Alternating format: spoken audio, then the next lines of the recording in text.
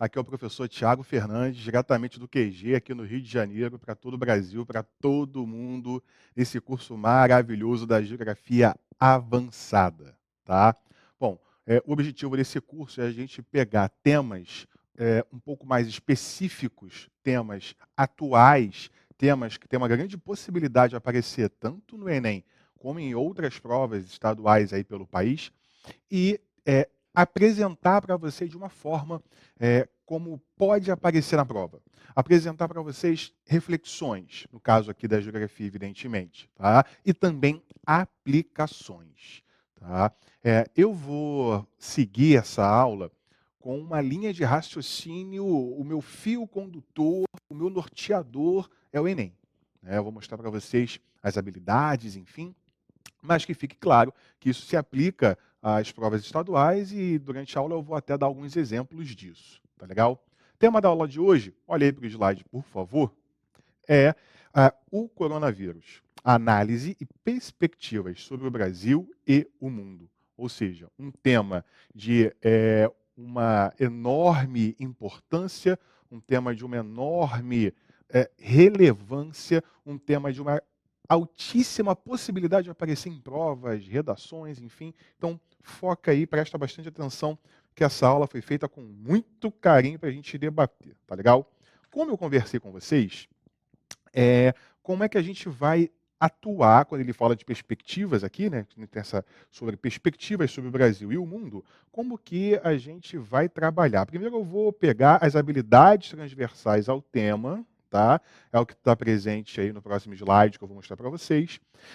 Eu vou, junto do coronavírus, né, o coronavírus vai ser um fio condutor para que a gente tenha conversas sobre globalização, urbanização, população e geopolítica. E você fala, Tiago, o que é isso aqui? Eu gosto de fazer umas palhaçadinhas de vez em quando, né, gente? E aí a ideia é tentar acertar como isso pode aparecer. É tentar brincar um pouquinho com vocês no aspecto de, caramba, como que isso pode se relacionar a temas tão relevantes em todas as provas de geografia. Então, por exemplo, só para deixar já aquele gostinho do que a gente vai trabalhar ao longo da aula, quando eu falo aqui de globalização, é óbvio e evidente que a disseminação global, né, a transformação de uma epidemia em uma pandemia tem total relação com os meios da globalização, com os fluxos da globalização. Quando a gente vai analisar, por exemplo, a dinâmica no Brasil, a gente tem que falar dos traços da nossa urbanização que potencializaram, a disseminação do vírus pelo nosso espaço. Quando eu falo de população, ora, a gente tem que ver qual é o impacto disso nos conceitos demográficos. E geopolítica não está faltando, porque é um país acusando o outro, então aqui é uma farra. Tá? Em relação às habilidades, tá? Eu coloquei aqui para vocês a fonte. Eu recomendo, todo mundo que vai fazer o Enem tem que entrar aqui nesse site. Ai, Thiago, eu não estou conseguindo clicar, né? Você está na minha tela. Pô, beleza. Joga lá no Google, matriz de referência do Enem. Isso aqui, ó. E aí você vai achar o PDF disso, de todas as áreas do conhecimento. Gente, a prova é feita em cima dessas habilidades. A prova não é feita necessariamente em cima da globalização. Deixa eu pegar um exemplo aqui que está mais próximo. A prova não é feita exatamente em cima da geopolítica, mas a prova é feita em cima de identificar os significados históricos e geográficos das relações de poder entre as nações. Por que é relação de poder entre as nações? Geopolítica. Ah, Tiago. Então eu preciso entender como é que é essa relação de poder entre, por exemplo, China e Estados Unidos hoje. Com certeza.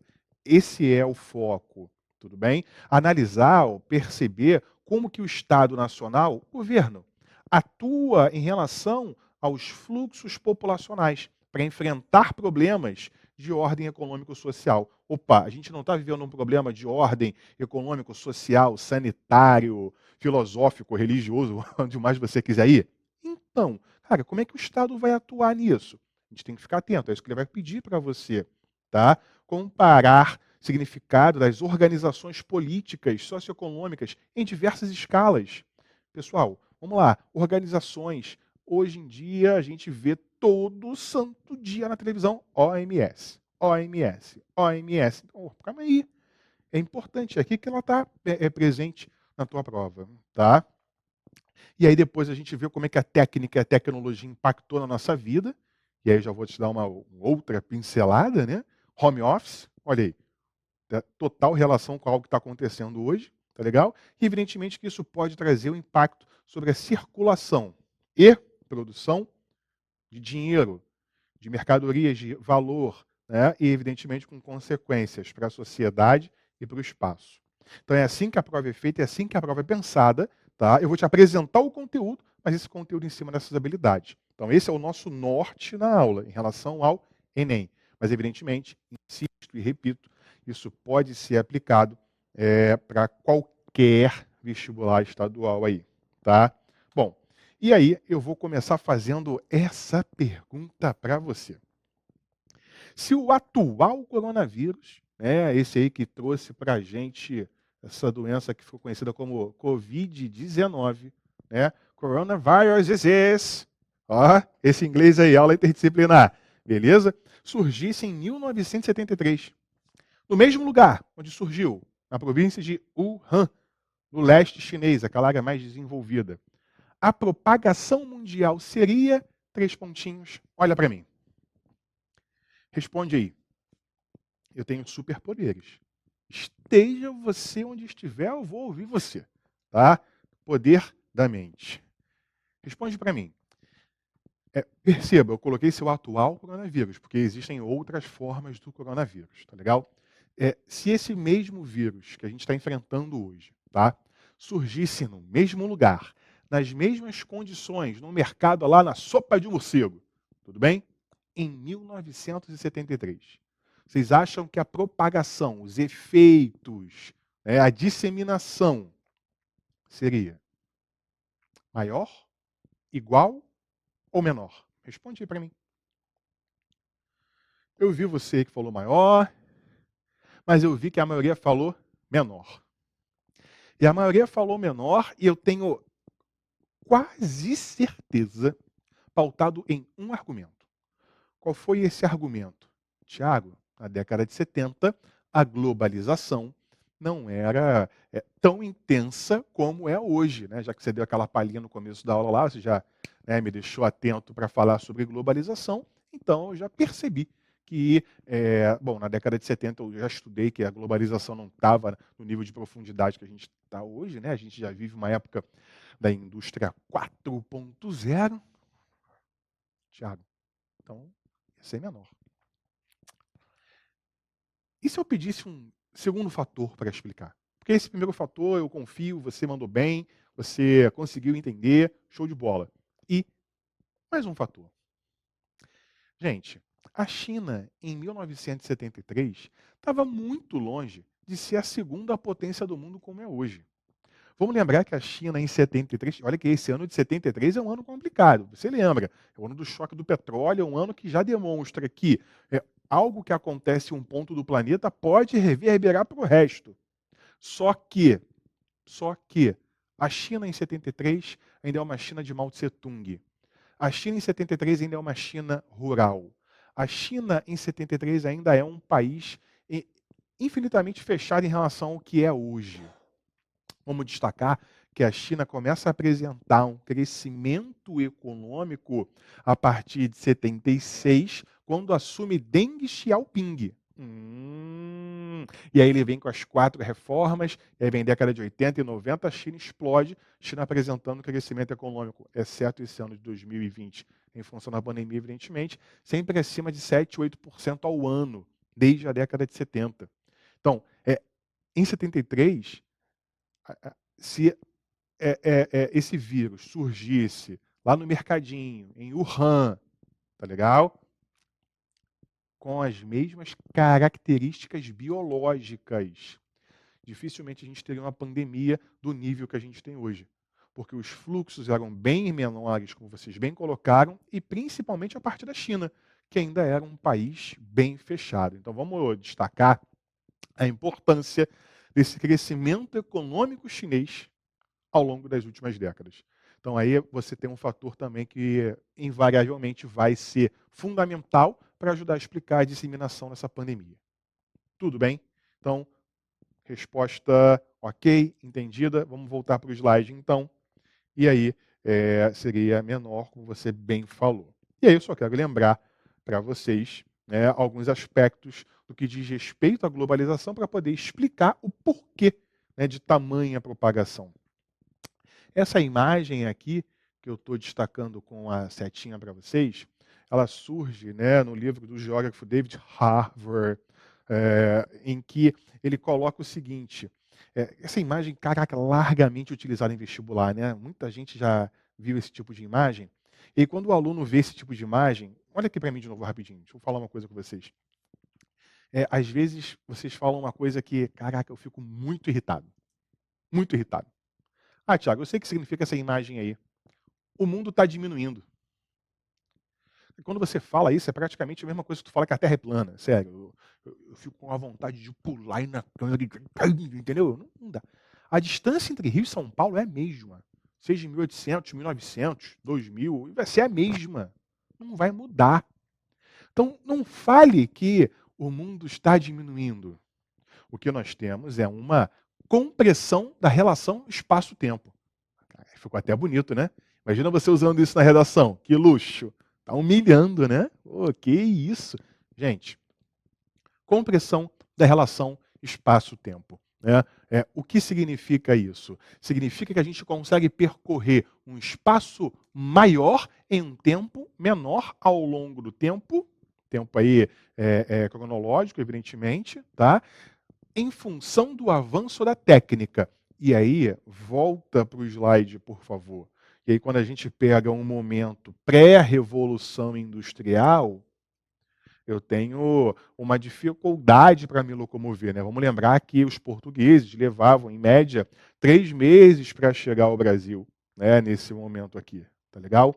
E aí você tem ali na metade do século XIX, já dentro de um contexto, você está vivendo a primeira revolução industrial e chegando à segunda, do motor a combustão, e aí ó, a coisa fica mais fácil. E aí essa tecnologia só vai avançando. Mas assim, que fique claro que aqui eu estou falando de uma relação física, né? Uma relação material. De forma imaterial, esse mundo ele cabe praticamente na minha mão. Olha para mim. Aqui, ó. Ah, minha filha apareceu, minhas filhas lindas. Viu? Cabe na minha mão. Pessoal, você está assistindo essa aula de onde? Você. Você. Eu estou no centro da cidade do Rio de Janeiro, né? Onde fica aí a base do QG. Tá legal? Estou aqui, Rio de Janeiro. E você? Está assistindo essa aula do Rio de Janeiro também? Pô, bacana. Mas será que é da outra parte da cidade? Você está assistindo essa aula da onde? Do Nordeste, do Norte, do Centro-Oeste, de fora do país, né? E depois, enfim, você vai tá pensando em retornar, sua família vai retornar para você fazer a prova. De onde você está assistindo essa aula? Então, esse é o ponto. Essa forma da gente transmitir uma informação. Para pensar. Quanto tempo o rei de Portugal levou para receber a notícia de que tinham achado uma terra para ele? Meses. Eu vi o segundo avião bater na Torre Gêmea ao vivo. Né? Você, de repente, nem era nascido. Né? Mas, e olha, você nem era nascido. Eu já vi ao vivo. Então, perceba como que essa capacidade da globalização, ela evidentemente tem os seus aspectos positivos, mas focando na aula, caramba, se segundo a imagem eu tenho uma maior circulação de pessoas, se eu tenho uma maior circulação de informação, o vírus não vai pela informação, mas vai pelas pessoas. Nós somos os vetores do vírus. Isso é muito importante dizer. Nós somos os vetores. Ele pode até ficar no ar se eu der um atinho aqui. Mas ele só vai ficar no ar, ele só vai ficar em suspensão durante um tempo, porque eu espirrei, eu transmito, eu transporto ele. Então, se eu me desloco mais pelo espaço. Então, a globalização vem nesse aspecto. E aí, voltando para a imagem, eu quero destacar mais 2 pontos com vocês. Tá? Primeiro ponto, a globalização, para muitos autores, já começa aqui. Tá? Mas eu não quero entrar no mérito dessa discussão. O que eu quero entrar no mérito é que a gente vive um forte aprofundamento da globalização pós-década de 70 e 90. Pós-década de 70 por uma questão técnica, que é a terceira revolução industrial. tudo bem? E 90 por uma questão geopolítica, com o fim da bipolaridade, com o fim da Guerra Fria.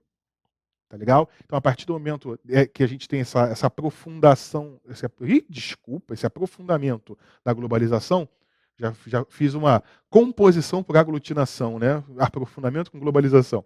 Quando você tem esse aprofundamento da globalização, tá legal? Pós-década de 70 e 90, você está propiciando os aspectos positivos, mas também os negativos, como, por exemplo, a disseminação de uma pandemia. Aí você vira e fala assim, poxa, Tiago, mas a gente teve lá no começo do século XX a gripe espanhola, mas a gente teve lá não sei quando a peste negra. Sim, e foram doenças que mataram milhares de pessoas. Mas a propagação geográfica, né, em relação à velocidade, foi igual ao coronavírus? Não. E é aí que ele pode, de repente, comparar e trabalhar contigo. Eu já estou te dando o bizu, já te mostrei onde é que você vai atuar. Um outro ponto que eu só quero destacar também para vocês aqui é o seguinte, aí vendo para esse lado de cá do slide, tá? Aqui eu tenho os principais atores da globalização. Aí deixa eu lembrar uma coisa para você rapidinho, olha para mim. Quando eu falo ator da globalização, normalmente quando eu uso essas terminologias, né, com os alunos, eu percebo uma coisa neles, né? Eu dando as aulas presenciais, eu já dou aula presencial, né, enfim, há alguns anos, no QG também, enfim. Eu tenho sempre a sensação de que eu saio da aula, e aí eu não estou me vangloriando, eu converso com os meus colegas, né, enfim, e eles também têm essa sensação de que a gente termina a aula e vocês entendem o que a gente quis explicar para vocês. Vocês, caramba, eu entendi, Tiago, questão técnica, geopolítica, pô, liguei isso tudo, tranquilo. E aí, quando vem a prova, às vezes você tem essa dificuldade de aplicar o teu conhecimento, a forma como a prova está pedindo. Pessoal, a questão aqui é entender os geografias, né? Quando eu falo ator da globalização, estou falando em quem atua, quem age, tá? Então, é um terminho que você fala, Tiago, por que ele não falou logo do Estado? Por que ele não falou logo... Não, ele não vai falar isso. Ele vai falar sobre os atores da globalização. Normalmente você pensa assim, Tiago, pô, falou ator global, eu penso logo em homem bonito, né? Como Cauã Raymond, Tiago Fernandes, enfim, por aí vai. Aí você, ai, Tiago, essa foi ruim, eu sei, beleza. Não é isso que a prova está falando. É quem age na globalização. Aí, olha para a imagem de novo. Em vermelhinho, aqui na parte superior, são aqueles protagonistas, os principais. O Estado, que ele vai ter, evidentemente, uma atuação bem diversificada. As empresas transnacionais, tá? E as organizações internacionais. Cara, eu não vou me aprofundar nisso porque a aula não é para aprofundar em globalização. Só que eu peguei essa imagem na internet e essa imagem, ela é uma imagem trabalhada, né, a partir de uma prova até do FRJ, falecido vestibular, em que ele perguntava, ele colocava o que está em vermelho não preenchido e perguntava quais eram os principais atores da globalização. E veja que quando ele coloca aqui sobre a questão das organizações internacionais, ele valoriza muito aquelas organizações que atuam no viés financeiro. Ele fala da Organização Mundial do Comércio, ele fala do Fundo Monetário Internacional. Pô, mas ele está esquecendo de alguém que você está vendo o tempo todo na televisão. Quem? A Organização Mundial da Saúde. Também é um ator importante na globalização. É ela que está nos orientando sobre como proceder em tempos de pandemia. Ela que está falando, olha, coloca máscara, não usa máscara, enfim. Então, cuidado, a OMS também é um ator importante na globalização, cada um com o seu papel. Só por curiosidade, aqui embaixo, ó, você também age na globalização. É que, ai, Tiago, por que eu não sou importante? Você está falando que eu sou menos que o Estado? Cara, a questão é que a escala da tua atuação é incomparável em relação a essa rapaziada aqui. É só isso. Mas que você age na globalização, invariavelmente? Você age. Você pode, por exemplo, daí da tua casa, falar assim, poxa, eu gostei da aula do Thiago, vou dar um presente para ele, vou comprar a camisa do Flamengo e vou mandar para ele. Você não precisa nem me encontrar fisicamente para isso. Hashtag fica a dica. Você pode entrar aí, né, pelo teu dispositivo, né? Você vai fazer uma compra online, quer dizer, então você fez um envio de capital e você vai receber um bem material. Pronto. Você é um ator. Só que você tem o poder de controlar esses fluxos como o Estado tem. A tua atuação pode ser invariavelmente internacional? E aí, por isso que você não está entre os principais, tá? Bom, e aí, falando em relação ao Estado, olha aqui, ó, já até destaquei para você, habilidade 8, analisar a ação dos Estados nacionais no que se refere à dinâmica dos fluxos populacionais. Aí eu peguei uma notícia, aqui, ó, Donald Trump fecha portas dos Estados Unidos aos europeus, aos brasileiros depois, enfim, né, fechou a porta para uma porção de gente, né, em função da pandemia que estava avançando no contexto dessa notícia no território americano. Né? E aí veja como que o Estado, então, né, pode interromper esse intenso fluxo aéreo, que demonstra a globalização. Aqui, quando você vê essa imagem, gente, essas linhas verdes são rotas aéreas, tá? E quantidade de voos também, enfim, a intensidade dos voos. E aí você começa a perceber como que a globalização é desigual, como que ela é muito mais presente no hemisfério norte do que no sul. É como você mal vê a Europa. Só que alguém pode interromper isso, independente de técnica, o Estado. O Trump falou, cara, você não vai entrar aqui porque eu quero controlar a pandemia. Então olha como é que ele pode cobrar isso de você. Tá vendo? Aí, olha só, deixa eu adiantar aqui. Ó. Ah, Thiago, análise dos textos. Thiago, que textos? Cara, eu já estou colocando o que a prova vai pedir para você. Tá? Ele vai te dar uma contextualizada com uma reportagem como essa aqui do Donald Trump. Ele vai pegar uma charge, vai mostrar as pessoas querendo entrar num país e não conseguindo. Ele vai pegar um texto de um geógrafo e vai falar sobre a circulação das pessoas. Cara, não importa o que ele vai fazer, vai chegar na parte final, em relação à habilidade, que é ver como que o Estado pode fazer, ele vai perguntar isso para você. Né? Então aqui vai ter um monte de blá, blá, blá. Tiago, você está falando para eu descartar o texto? Claro que não. Tá? Só estou querendo ganhar tempo na aula. Então, a análise dos tempos permite inferir que uma medida adotada por governos de países centrais, ou seja, os ricos, para mitigar, para enfraquecer, para reduzir, tá vendo? O geografês entender o que ele está te perguntando. Os efeitos da crise atual foi a... Então, vamos lá, como é que eu posso enfrentar a questão do coronavírus? Aí, pô, a adoção do câmbio livre. O que tem uma coisa a ver com a outra? Não, Tiago, vai proteger a economia interna? Qual é a lógica de eu deixar meu câmbio solto para proteger minha economia interna? Pô, o dólar no Brasil passou de R$ 6. Isso protegeu a economia interna? Incentivar a população a não ter filho vai salvar alguma coisa? Arrefecimento, enfraquecer práticas protecionistas. Foi o que aconteceu? Não, nós tivemos a intensificação. Os países centrais aumentaram os gastos públicos de socorro. A restrição à entrada de estrangeiros. É a resposta. Independente do que estiver aqui no blá blá blá, a questão vai ser construída em cima disso aqui. Ó. Tá claro? Foi? Seguindo. Lembrando, a pandemia ela não criou, mas ela está acelerando processos que já existiam. Né? Por exemplo, veja, aqui eu estou destacando para vocês, né, nesse lado esquerdo, o Brexit, né, a saída do Reino Unido da União Europeia, e aqui eu estou pegando o Donald Trump em sua campanha em 2016, onde ele fala que ele quer fazer a América grande de novo. Olha para mim. Quando ele fala que ele quer fazer a América grande de novo, ele já está reconhecendo que ela já não é tão grande como antes. Olha a relação entre os países. Visualizou? Enxergou? Deixa eu ver se eu não coloquei aqui o slide. Beleza. Deixa eu só fazer uma comparação com vocês aqui para você entender o seguinte.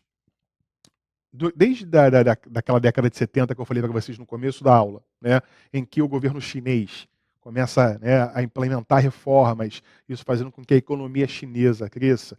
E dentro de um contexto, ali na década de 70, que eu tinha economias latinas crescendo, como o Brasil, como a Argentina, como o México, né, que eu tinha economias na Ásia crescendo, como os tigres asiáticos, como o Japão se retomando, enfim, isso tudo naquele contexto de década de 70, um dos fatores foi a desconcentração industrial. A partir do momento que eu tenho um avanço daquela técnica do transporte, da comunicação que eu falei com vocês, a indústria começa a buscar aqueles lugares que é mais barato produzir. Você, tá, Thiago, o que isso tudo tem a ver com o coronavírus? Seguinte, muito simples. Quando a indústria começa a sair dos países centrais e ir para outros lugares, porque é mais vantajoso produzir lá, isso gera desemprego.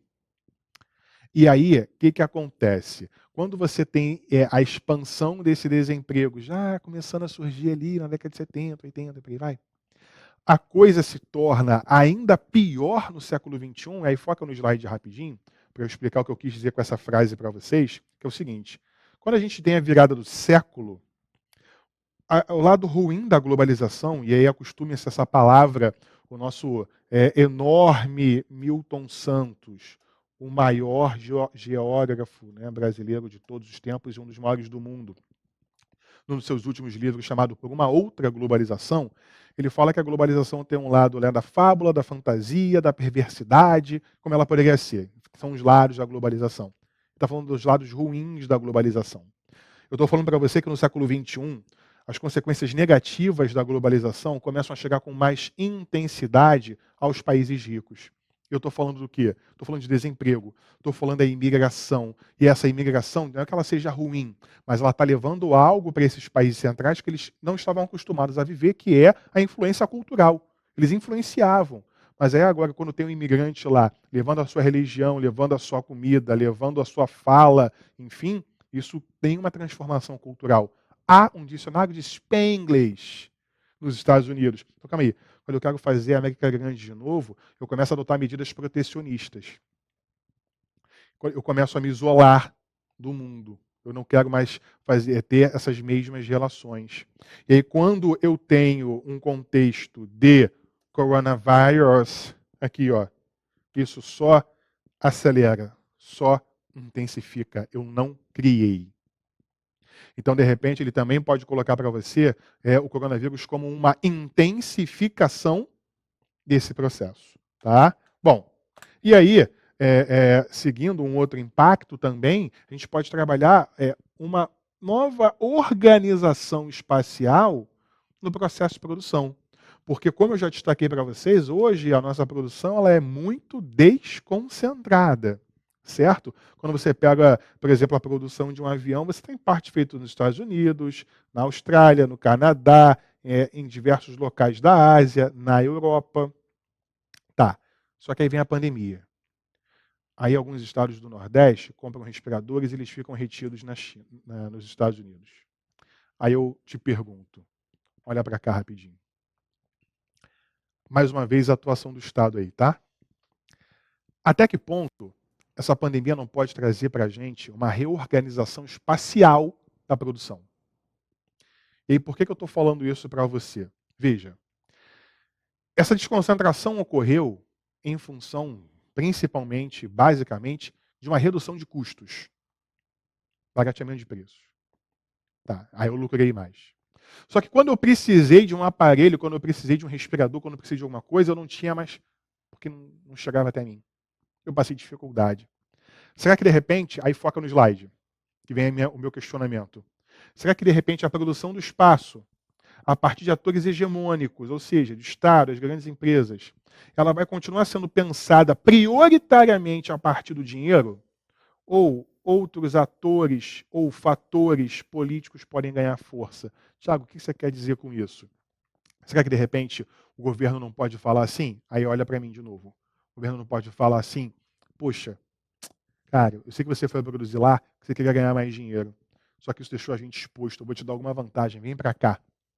E aí a gente tem uma desglobalização. Acho que o termo é muito forte. Não vai chegar a acontecer uma desglobalização. Mas, de repente, uma sacudida, um rearranjo dessa forma espacial de organizar, por que não pode acontecer? Por que não? Tiago, é difícil. No final das contas, o dinheiro acaba mandando. Eu concordo, eu penso assim. A minha linha de raciocínio é essa. Eu acho que vai ter um questionamento, vai ter uma pressão, vai ter uma açãozinha para inglês ver, mas no fundo, e no final das contas, o dinheiro vai continuar mandando. Tá? Bom, aqui para terminar esse nosso bloco, eu só coloquei para vocês, olha aí para o slide, por favor, uma previsão para que a gente tenha aqui em 2020 da nossa economia. Né? Veja, nossa previsão econômica agora é de uma redução de PIB de 6%. Eu já li estudos apontando mais de 8%.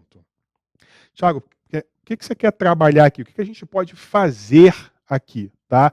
Estou estourando o tempo aqui, mas serei breve, juro.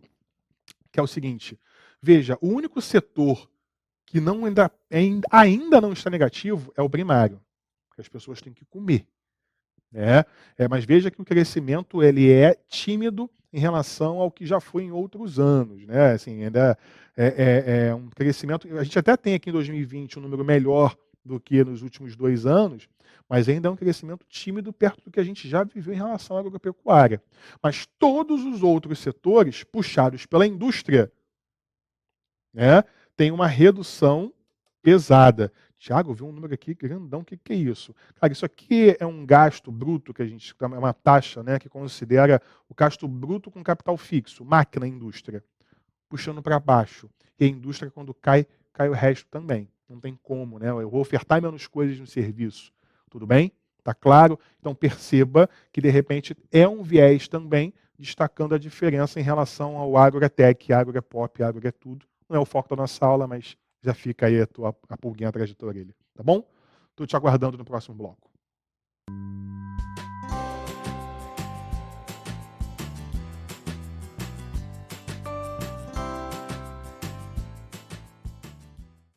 Gente, sem mais delongas, vamos focar aqui no slide, vamos seguir, porque a gente tem muita coisa ainda para falar.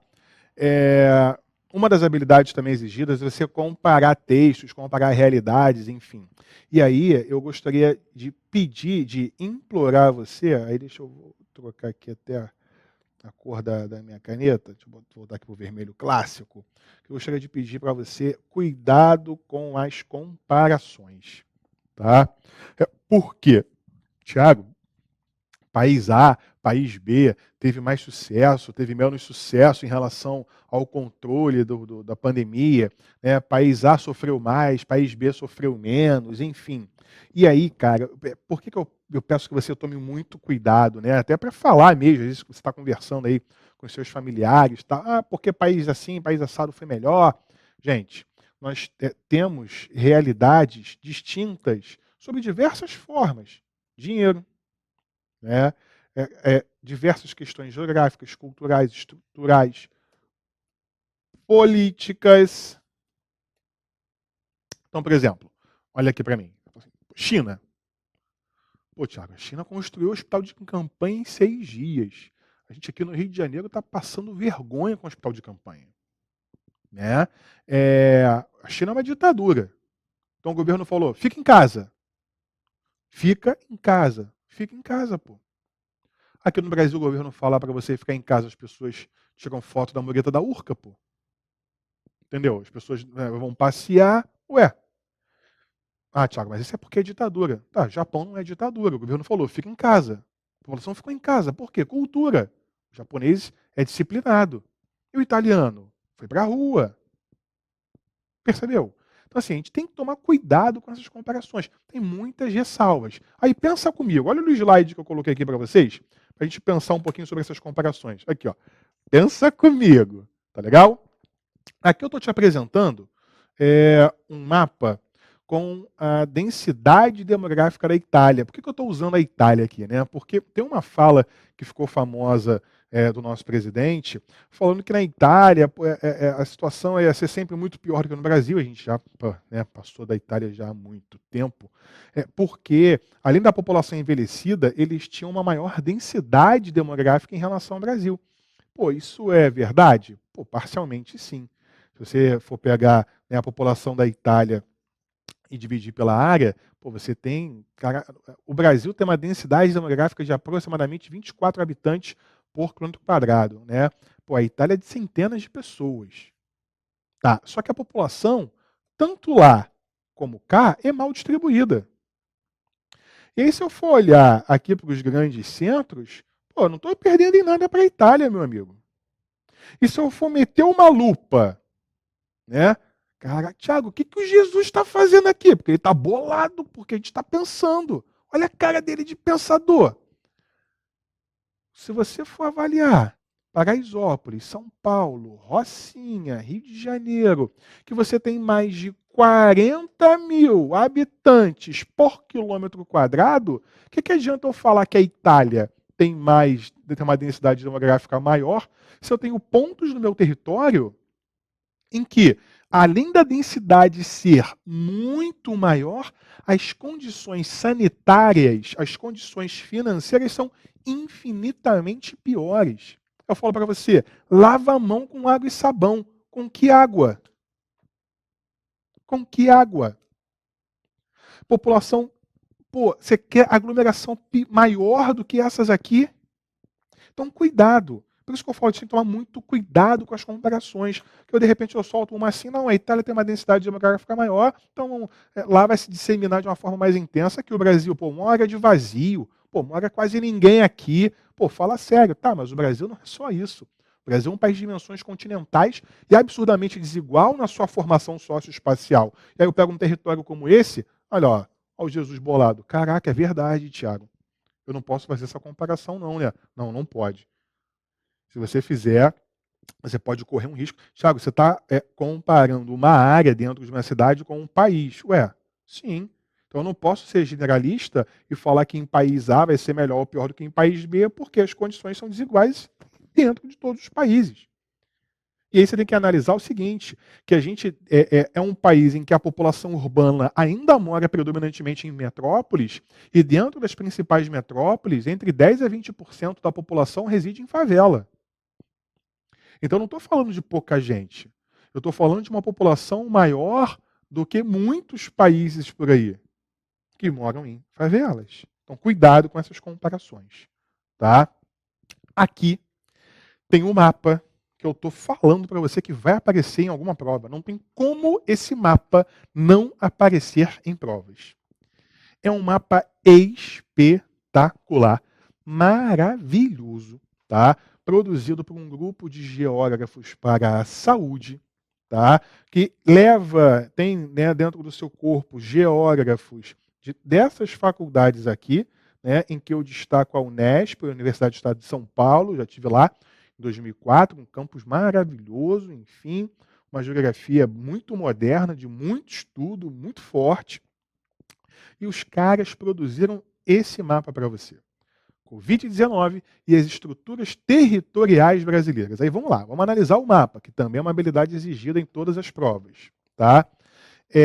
Aqui coloridinho, pintadinho, onde eu tenho Covid, tá? Então área de uma concentração e dispersão. Então aí você perceba que eu tenho uma concentração muito forte, né, naquela faixa litorânea. Pô, algum segredo disso? Nenhum. Nossa população é concentrada aqui, a gente já viu. Aqui, ó. Beleza? Foi? Depois ele coloca as estruturas territoriais. E ele destaca para você eixos rodoviários principais do interior do país. Então, ó, essa dispersão reticular acontece em torno do eixo, deslocamento do vetor do ser humano. Aí, aqui ele pode pegar e trabalhar de múltiplas formas. Olha para mim que eu só vou te dar um exemplo. Lembra que no começo da aula eu falei assim, ó, pô, se no início da década de 70, né, essa pandemia, esse vírus surgisse em Wuhan, na China, assim, mesma coisa. Aí você já falou para mim que não, Thiago, não ia espalhar, né, a globalização, a China era fechada, tudo isso, né, você já mandou bem, ok. Mas eu não te digo mais. Lembra que boa parte dessas estradas aqui são construídas por JK e principalmente pelos militares depois? A gente não teria essa disseminação. O Brasil ainda é um país de arquipélago, dependendo. O Brasil ainda é um arquipélago. Falar que o Brasil é um arquipélago hoje, eu estou forçando a barra, porque não é. Mas a gente não tem um território plenamente integrado. E o próprio mapa mostra isso. A gente tem um Brasil ainda hidroviário, lá na Amazônia, pô. Né?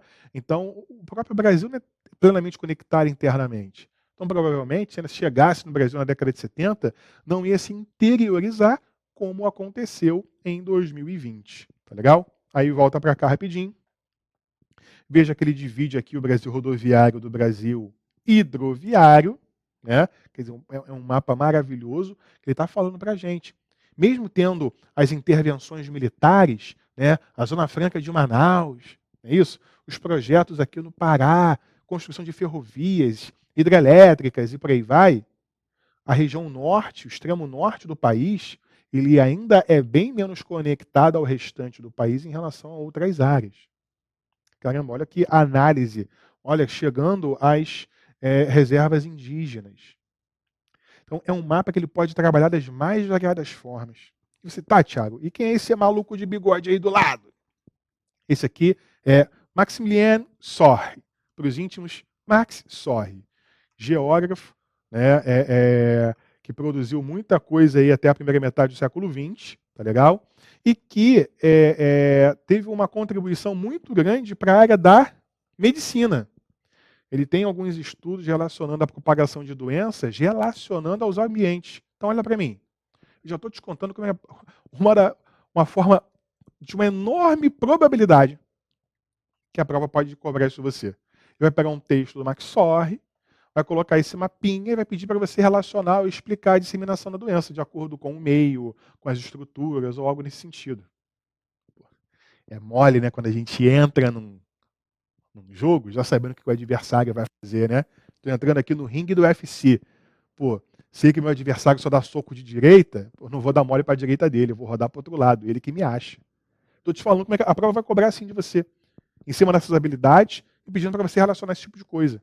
Né? Ó, mole, mais fácil do que isso, né? Só pegando o Vascão na final. Olha aí. Seguindo. Casos de Covid versus densidade demográfica. Veja como os mapas dialogam. Como que os mapas dialogam. Né? Você tem mais casos, né, onde você tem maior população, que nas áreas interiores de uma ocupação razoável você tem uma menor relação. Você tem pontos no interior, né, um destaque é Manaus. Tiago, mas no outro mapa você até falou, né, do Rio, tal, e aqui está até mais claro ainda a questão do Rio, enfim. Mas não se esqueça que Manaus tem a Zona Franca, que Manaus é uma cidade que produz e tem relações muito fortes com o mundo exterior. Por isso ter chegado de uma maneira tão intensa lá também. Tá? Bom, seguindo. Exemplo de questão. Aí ele te deu esse mapa, esse texto, esses mapas, e por aí vai. Tá? E ele coloca para você. Uma característica da formação socioespacial do território brasileiro, que ajuda a entender o padrão de disseminação do coronavírus vamos lá. Então, a questão da formação socioespacial do território brasileiro. Integração ferroviária, tá? De brincation with me, tipo o Joel Santana falando, né? Economia historicamente extrovertida. Caraca, Tiago, o que é isso aí? O que é uma economia extrovertida? Pô, achava que uma extroversão era tipo que nem você, a pessoa que, né, brincalhona, fala com todo mundo. Mas então, quando a pessoa é brincalhona, fala com todo mundo, ela tem contato com o lado externo. Uma economia extrovertida é uma economia ligada ao exterior. Historicamente, a nossa economia é tão ligada ao exterior que a nossa ocupação se deu predominantemente em torno do litoral, porque a nossa produção era para atender o mercado externo, seja no tempo do pau-brasil, seja no tempo da cana-de-açúcar, seja no tempo do café, seja no tempo atual da soja, né, que embora tenha caminhado para uma ocupação do interior, continua produzindo para uma dinâmica a atender prioritariamente o mercado externo. Prioritariamente. Tá? Então, essa é a nossa resposta. Valorização da cultura indígena não tem nada a ver com a questão. D, pegadinha, difusão homogênea do padrão rodovia. Pô, não é homogêneo. Se a gente ainda tem uma área que, pô, ainda é considerada de padrão Rio, não é homogêneo. Tá? E a ocupação predominante também no interior não é na faixa litorânea, letra B de beijo. Tá? Mais uma aqui, para a gente, de 4 opções, tipo ERG, né? Eu falei para vocês que ia atacar também universidades estaduais, né? Bebi uma água aqui rapidinho. E vamos lá. Uma frase famosa do Miltinho que é: o espaço é a acumulação desigual dos tempos. O que ele quer dizer com isso? Que o espaço está sempre em construção e que em alguns momentos você tem transformações maiores ou menores. Tá bom? Mas vamos lá, seguindo. A partir da concepção apresentada por Miltinho, que eu sou íntimo, é possível inferir que a construção do espaço passa pela atuação de agentes naturais e sociais que interferem de formas e intensidades distintas ao longo do tempo. Pô, viu como é que ele enrola? Ele escreveu 1, 2, 3, quase 4 linhas para falar o que eu te disse em 2 segundos. Diante disso, e dentro do contexto apresentado pela pandemia do Covid-19, é possível observar que as estruturas que viabilizaram, perceba que aqui está o cerne da questão, é possível observar que as estruturas que viabilizaram a interiorização do coronavírus surgiram a partir de um projeto de país, ou seja, qual foi o grande projeto de Brasil? Ferroviário, hidroviário no Sudeste, rodoviarismo para unir as ilhas e um terreno montanhoso que predominou o transporte aéreo. Pô, isso aqui é psicotécnica, né? Não dá para tu marcar essa de forma alguma. Viu? Então ele vai contextualizar com uma frase, um texto, mas vai cobrar isso aí para você. Tá bom? Bom, um outro ponto bem importante, tá? A prova do Enem gosta muito disso. É você reconhecer a organização e atuação dos movimentos sociais para transformar a realidade da galera. Então, há alguns slides, eu mostrei para vocês a questão das favelas. O cara não tem água encanada, né? A gente não tem como lavar a mão. Pô, como é que ele vai controlar a disseminação do coronavírus? Né? Bem difícil. E aí você tem a atuação da população, seja gerando conscientização, campanhas de arrecadação. Então é esse o caminho que eu quero que vocês entendam. Como é que ele pode cobrar isso então? Vamos lá, olha para mim, eu falei com vocês sobre a questão da importância de movimentos sociais. Vamos partir de um pressuposto 1. Quando eu falo de movimento social, talvez o primeiro que te venha à cabeça, à mente, é o MST, né, o Movimento dos Trabalhadores Rurais Sem Terra. Mas ele é um movimento agrário. Né? O Brasil é um país urbano e essa pandemia ela atinge, em função da densidade, evidentemente, com muito mais intensidade o meio urbano. Tá? Então, eu não posso falar desse movimento social. Então, vamos lá, a premissa 2 tem que falar de movimentos sociais urbanos, que não necessariamente precisam ser movimentos sociais organizados, com nome, com sede, com nada disso. Pode ser, pura e simplesmente, uma atuação da população local para enfrentar isso. Então, de repente, ele falar sobre uma palavra também que a prova gosta muito de usar, linkando com a parte de sociologia, solidariedade. Né? Trabalhar os princípios de solidariedade, de empatia, para que você possa ter uma ajuda comunitária. E essa ajuda comunitária não só demonstra a nossa capacidade social de mobilização, que é o que ele está colocando ali na habilidade, como também uma ineficiência da atuação estatal. Porque se o Estado fosse eficaz, não é que eu não precisasse ser solidário, mas a importância da minha ação solidária ia ser menor, visto que o Estado ia estar cumprindo o papel de dar suporte e ajuda àquele que precisa. Beleza? Foi? Vamos voltar aí. Vamos lá. A gente ainda tem algumas continhas para fazer. Vamos fazer conta. Vamos brincar de fazer conta. Impactos em conceitos demográficos. Redução da expectativa de vida, ampliação da taxa de mortalidade e possível impacto na pirâmide. Tá? Aí, gente, olha para mim aqui rapidinho. Eu não sei se o que eu vou falar agora para vocês é certo, é errado, mas é uma opinião pessoal minha, tá? Vou até te olhar no olho. Vou tirar o óculos aqui, vou te olhar no olho. Tu segue? A estatística, ela pode ser utilizada para manipular números de forma a que eu gere convencimento naquilo que eu quero apresentar. Então, se eu quero te convencer de alguma coisa, eu posso maximizar ou minimizar números posso tornar esses números mais distantes, posso tornar esses números mais perto de você, para que isso te cause algum efeito psicológico, né?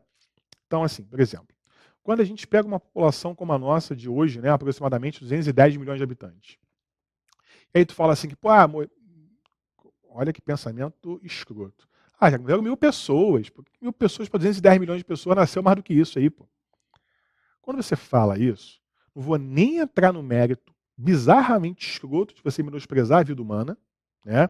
Mas principalmente de como eu pego um número muito grande, tamanho da população no Brasil, e um número não tão grande de mortes por dia, para minimizar a importância da pandemia. Só que aí, eu coloco o óculos da verdade, quando a gente começa a fazer conta, eu quero que você foque no slide, porque eu vou fazer contas com você. Eu quero que você pense comigo o seguinte, tá bom? Ó, vamos lá. Eu estou te apresentando um dado aqui, se você depois não confiar, você joga no Google, tá bom? Que a taxa de mortalidade no Brasil é essa. O que significa isso? Que na média, a cada 1.000 pessoas, morrem 6,7, tá? Você deve lembrar lá da tua aula de população que a gente utiliza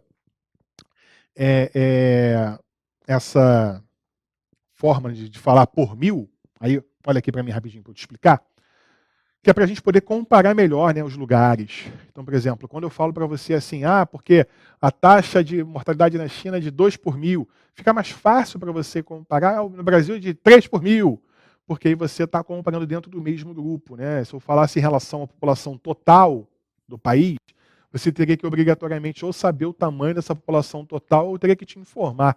Aí, pô, não dá para guardar o tamanho da população de mais de 200 países, né? Então, por isso que a gente faz por mil, tá? Aí foca no slide de novo. Vamos lá. Aí, estou fazendo para você aqui, então, que a cada 1.000 pessoas, na média, morrem 6,7 pessoas no Brasil, né? Se nós somos 210 milhões, morrem, X não, que aqui é aula de geografia, né? Tesão de Tiago, tá? Aí, vamos fazer aqui essa conta rapidinho. 210 mil milhões vezes 6,7. E tudo isso dividido por 1.000 dá aproximadamente 1.407.000. Tá. Então, eu estou falando para você que no Brasil morre por ano 1.400.000 pessoas, normalmente. Tá bom? Aí vamos pegar esse 1.400.000 e dividir por 12. Por que por 12? Porque são 12 meses, né, meu filho? Tá bom? Então, por mês, morrem, em média, aproximadamente 117.250 brasileiros. Aí, vamos dividir isso por 30, né, que é a média aí de dias que a gente tem. Então, dá 3.908, mais ou menos. Aqui, 3.900, para arredondar. Tá? Então, estou falando para você que, em média, no Brasil, morrem 3.900 pessoas por dia. Você olhou? Tá. Aí eu peguei um dia qualquer. Um dia qualquer, um dia X, tá? Depois, se você tiver essa curiosidade também, você pode jogar lá no portal do Covid do Ministério da Saúde, que você vai achar dias que a gente teve mais mortes e dias que a gente teve menos mortes do que esse número aleatório que eu peguei. Tá? Mas eu peguei um número aleatório. Quando o cara fala que, morrem só 1.000 pessoas, calma aí, cara, não morrem só 1.000 pessoas. Morrem, quase 40% a mais do que deveria morrer. Aí, quando eu pego esse número aqui de 1.000 pessoas e trago ao que acontece na realidade, aí você já fica mais preocupado, né? Aí você já fica mais tenso. Porque quando eu comparo 1.000 com 210 milhões, é brincadeira, fala sério.